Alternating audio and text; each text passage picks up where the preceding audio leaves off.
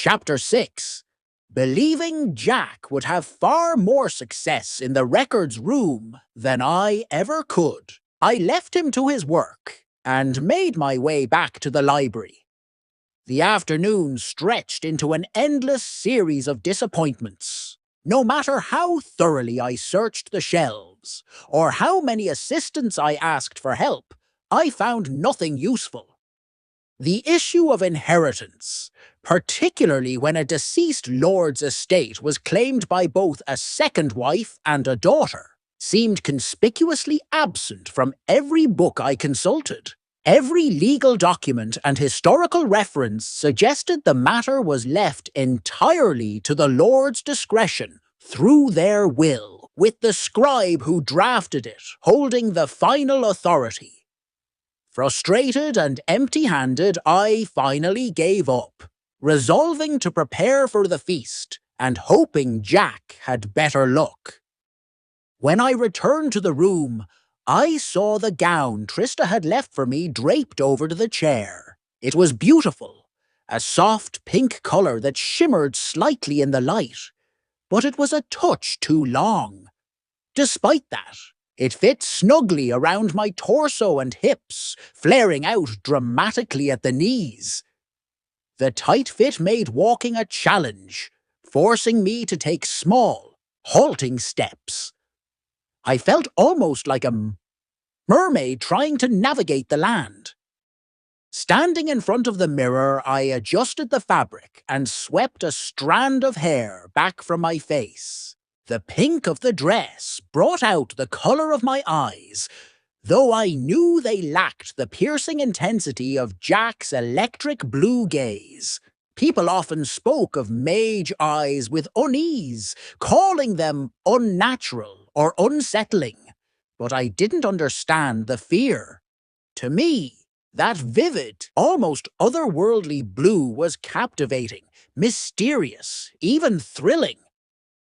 As I continued styling my hair, I found myself smiling at the thought of those eyes. How could anyone not find them beautiful? A sharp knock on the door startled me from my thoughts. Jack entered, stomping snow from his boots as he crossed the threshold. His eyes landed on me, widening in shock and admiration. The bright blue of his gaze seemed even more vivid as it locked onto mine. "What do you think?" I asked, spinning slowly to show off the dress. Tight fit made it difficult to turn gracefully, but I managed. "You look beautiful," Jack said, his voice softer than usual. He stared at me for a moment longer, as though he couldn't quite believe what he was seeing, then quickly shook his head, snapping himself out of his trance. "I came to tell you that the girls are already gathering in the ballroom. They're mingling before the feast begins. You should join them." I hesitated, frowning. My stepmother and stepsisters will probably be there. I'm not sure I'm ready to face them until I have proof of the will. Without it, I don't have much to say. Maybe I'll just stay here until the feast starts. Jack shifted uncomfortably, rubbing the back of his neck. His cheeks turned faintly pink. Normally, I'd agree, but the thing is, I need to get ready too. I blinked, confused by his sudden embarrassment. Then the realization hit me like a ton of bricks. "This isn't a spare room, is it? It's yours." Jack nodded, avoiding my gaze. "It is. I requested it because it's closer to the dogs. The prince thought it was strange, but I prefer it this way." Horrified, I felt heat flood my face. I had been lounging in his personal space, using his bed, invading his privacy, all without realizing it. "Oh no," I stammered, my words tumbling out in a panicked rush. "I'm so sorry. I had no idea. I thought this was just a guest room. I didn't mean to impose. I'll go. I'll leave right now." I fumbled for the doorknob, my embarrassment growing with every second. I can't believe this is so awkward. I'll just go bury myself in a snowdrift now. Enjoy your room. You're sweet. Not sweet like candy, obviously. I meant the kind of sweet people stay in. Never mind. Goodbye. I practically fled, shuffling awkwardly in my too tight gown. The restrictive fabric forced me into absurd, scurrying steps, and I couldn't help but picture myself as some ridiculous bird trying to waddle away. The mental image was so silly that I almost laughed, though my cheeks were still burning with embarrassment. By the time I reached the hallway outside the dining hall, it was already packed with women waiting for the doors to open. I tried to slip through the crowd unnoticed, but luck wasn't on my side. My stepmother, Valencia, spotted me almost immediately. Her sharp eyes narrowed and she made a beeline for me. Well, she said, her voice dripping with false sweetness. I see you've decided to grace us with your presence after all. My girls said they saw you earlier. Couldn't resist the temptation of wealth and power, could you? I squared my shoulders and met her gaze, refusing to back down. I'm here for the will and to ensure the school reopens, I said coaboldi. If you thought abandoning me would stop me, you were wrong. Will you hand it over? Or should I launch an official investigation?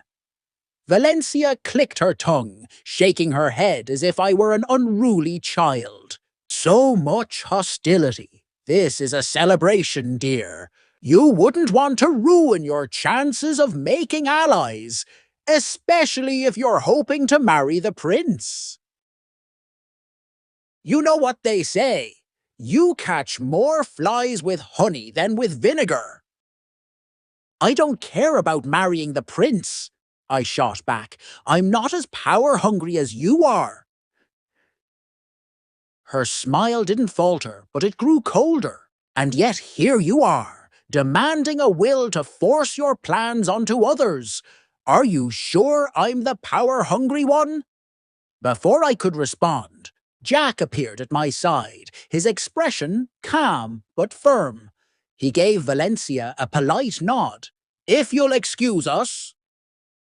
Taking my arm, he guided me away from the crowd to the base of the grand staircase. Though a few guests were still descending the stairs, the area was relatively quiet. I didn't mean to make you uncomfortable earlier, Jack said softly once we were alone. I'll speak to Octavius about finding you a private room. For now, I've already moved some of my things to the barn, just in case. You're not sleeping in the barn, I exclaimed, horrified. I won't take your room. I thought it was a spare. I swear, it was so clean that I didn't even consider it might belong to someone. Jack smiled faintly, his blue eyes softening. It's fine. Let's focus on tonight and finding the answers we need. Reluctantly, I nodded, pushing aside my embarrassment as best I could. The evening loomed ahead, and with it, the confrontation I had been dreading. I like to keep things clean, and I want you there, Jack said firmly, looking directly at me. I smirked, unable to resist teasing him. Oh, so you want me in your room, do you? Jack rolled his eyes in exasperation. Not like that, but unless I'm wrong, you don't have a place to sleep tonight. I know you like dogs, but... I crossed my arms defiantly and tilted my chin up. I'm not taking your room. Yes, you are, Jack insisted, his tone leaving no room for argument. I'd rather sleep with Cinder again than... You sleep in cinders? Why does that not surprise me? Vanessa's sharp voice cut through our conversation. I turned to see her descending the stairs with Valia by her side, both wearing smug expressions. Vanessa continued, her voice dripping with mockery. You've always been clueless about fashion. That must explain the black. She gestured toward my gown, her eyes landing on a few black dog hairs clinging to the fabric. I looked down, noticing. Had they come from Jack's things in the barn? Frustrated, I brushed them off. I think her dress is lovely, Valia said softly, her tone hesitant. She took a deep breath and added, I still have the gown you left in the carriage, if you want it. She doesn't want it, Vanessa interrupted sharply, her tone dismissive. She clearly has other options. You've interrupted us, Jack said, his voice icy as he addressed my stepsisters. A mischievous glint appeared in his eyes as he added, I'll make a note of your poor manners. My apologies, Valia said quickly, her voice overly polite. She turned to Jack and continued, I meant to meet you at the ball, but couldn't. My mother and stepfather have always been interested in mages. May I ask what type of magic you practice? Jack's expression remained cold as he replied, I don't discuss personal matters with guests. Shall we? Noelle? He turned to me and offered his arm. Cinderelle, Vanessa muttered under her breath, pretending to sneeze. Valia winced, but didn't say anything as they turned and walked away. Your stepsisters, I presumed, Jack asked quietly as we walked. Delightful, aren't they? I replied sarcastically.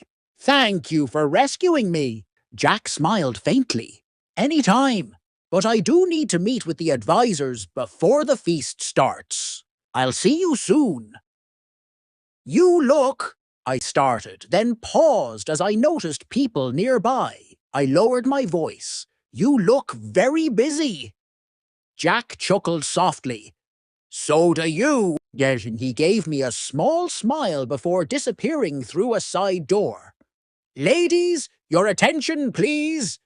Octavius's voice rang out from a raised platform at the far end of the room. He repeated himself several times before the room quieted. A ripple of shushing swept through the assembly as women hushed their neighbors. The Feast of Stephen will begin shortly, Octavius announced. Name cards have been placed on the table, so please locate your seats and behave appropriately. The grand doors creaked open, revealing the elaborate dining hall beyond. The women entered gracefully, their gowns swishing as they glided toward the table. Good luck, my dears! I overheard Valencia saying to her daughters, This is your chance to shine. I'll tell you later how it goes with Lord Reelin, and I expect to hear all about the feast. Inside the hall, the women searched for their name cards. I noticed Valia seated beside Prince Stephen, her face glowing with excitement. I, however, was placed at the far end of the table, as far from the prince as possible. Despite the distance, I wasn't upset. The girls around me were friendly once they got over their disappointment at being seated so far from Stephen. We talked about our families and hobbies, and I couldn't help but gush about Kodiak, my loyal dog. I shared stories of how smart he was and how he had bravely protected me from a wolf during my journey. Advisors moved around the room, jotting down notes as they listened to snippets of our conversations. Each time they approached, the girls straightened in their seats, carefully cutting tiny portions of food and lifting them delicately to their mouths. Jack passed by several times, his notebook in hand, but I noticed him sneaking glances at me. At one point, he stopped and openly stared as I buttered a roll. With a dramatic sigh, he scribbled something on his pad before walking away, hiding a small smile. If we'd been alone, I might have thrown my napkin at him. What do you think they're writing? Jasmine, the girl beside me, whispered anxiously. She poked at a butter sculpture shaped like a swan. I think they're making everyone nervous, I replied, glancing down the table. Vanessa was leaning toward Prince Stephen, her hand resting on his arm as she flashed him a dazzling smile. Valia sat quietly beside him, biting her lip. I wished I could give her the confidence to stand up to her overbearing family. I'll never get a chance to speak with him. A girl seated diagonally from me sighed. I watched the scene unfold, wondering how the rest of the night would go, and eagerly waiting for the moment I could escape to take Jack ice skating on the lake. I'm sure we'll all get a chance, I said calmly, and Jasmine nodded in agreement. There were still 20 women left in the competition, all waiting for their opportunity to speak with Prince Stephen. It was clear that he would need to manage his time carefully to get to know each of us properly. As dessert was served, the women around me adjusted their posture, clearly eager for attention. Suddenly, I felt a gentle tap on my shoulder. I turned and found myself face to face with Prince Stephen. His expression was polite, yet focused. "Will you walk with me?" he asked in a calm tone. Then, turning to the others seated nearby, he added, "Please excuse us, ladies." "Of course," I replied with a small smile. I reached for my napkin, delicately wiped my mouth, and rose to my feet. Taking his arm, I allowed him to guide me out of the dining hall. Behind us, I could feel the envious stares of some of the women, especially Vanessa, whose glare was particularly sharp. Meanwhile, Jack, seated across the room, seemed lost in thought, staring at the same spot on his notes, his earlier smile having vanished. Once we were in the quieter hallway, Stephen turned to me. "One of my advisors suggested that I spend more time getting to know you," he said, his tone slightly lighter now. "I thought a walk would be better than staying in the noisy dining hall." "That's a good decision," I responded with a nod. "It looked like you had 10 women speaking to you all at once during dinner. That must have been overwhelming." Stephen's shoulders relaxed slightly. "Oh, it's been a lot, to be honest." I gave him a knowing look. Managing so many emotions and expectations can't be easy. "How are you holding up?" He glanced at me, hesitating before replying. "I'm doing well enough." I raised an eyebrow. "Is that something your advisors told you to say? Or is it how you really feel?" And for the first time, Stephen's formal demeanor softened. "Honestly, it's a lot of pressure. Knowing that I'm expected to find a wife in such a short time is daunting." "I can't blame you for feeling that way," I said sympathetically. "A week is barely enough time to truly know someone." "I'm glad to hear you say that," he admitted. "So far, only one of my advisors, and now you have voiced that opinion. What are you hoping to achieve by the end of this week?" I asked curiously. Stephen paused for a moment before answering. "I want to find someone I'd like to build a relationship with, but I don't believe anyone could genuinely be ready for marriage in just 7 days. Of course, I mean no offense to you or any of the other women here." "I understand," I said thoughtfully. "How about we forget about everyone else's expectations for now and just enjoy this walk as 2 friends? Let's keep it simple. Tell me your favorite food and, a time you got into trouble as a kid." Stephen's face brightened with amusement.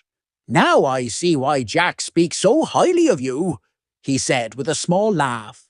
He went on to describe his favourite dish and a childhood memory where he practiced jousting in a hallway with a broomstick. Unfortunately, his playful antics ended with a shattered vase, much to his mother's dismay. "She scolded me for days," he said, chuckling at the memory. "That sounds like something my little brother might do," I remarked. "What about your family?" Stephen's tone became softer. "What about yours? My father passed away recently," I began, my voice dropping. "I don't get along with my step-family, but Cody is always there for me. He's my top priority." Stephen looked at me with a mix of curiosity and concern.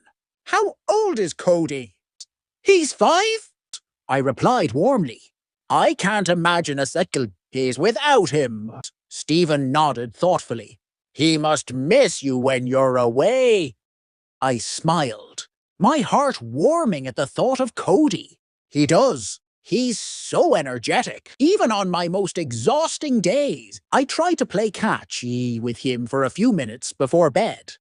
And I'm sure he treasures every moment with you," Stephen said kindly. "To him, you're probably the most important person in the world." Hearing his words made me smile. He's so smart and full of life. Every time I walk through the door, he runs to me, wagging his tail, like he hasn't seen me in years.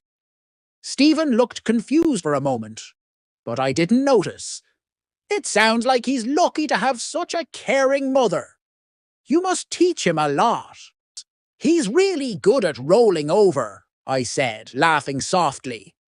Stephen joined in the laughter. "Young children are so amusing." "I can tell how much you love him." That's when it hit me. Oh no! He thought Cody was a child. My heart raced as I replayed everything I'd just said. I had been so vague. Of course, it sounded like I was talking about a child, not a dog. "Wait, Your Highness." I began panicking, but Stephen took my hand gently, his gaze warm and understanding. "I'm glad you have Cody, Noel. Everyone needs someone important in their life. I would love to meet him someday. But, Your Highness..." Before I could explain, Octavius came rushing toward us, slightly out of breath. "Lady Noel!" he exclaimed, bowing briefly to Stephen. "Forgive the interruption, Your Highness, but you have another engagement with one of the ladies tonight. Also, Jack said it was urgent that I speak to Lady Noel." Stephen smiled and kissed my hand. "Noel, I look forward to speaking with you tomorrow. I'd love to hear more about Cody." With that, he turned and walked away. I stared after him, trying to call out. "But you don't understand." Octavius, puffing up his chest, cut me off. "Don't talk back to the prince. Have some respect." Suppressing an eye roll, I muttered, "Thank you, Octavius." As he began flipping through his stack of parchment, "If Jack hadn't insisted, I wouldn't be here. I'll try to arrange a private room for you tomorrow, but no promises." With that, he huffed and walked off. I sighed, shaking my head. If only I could set a cat on him.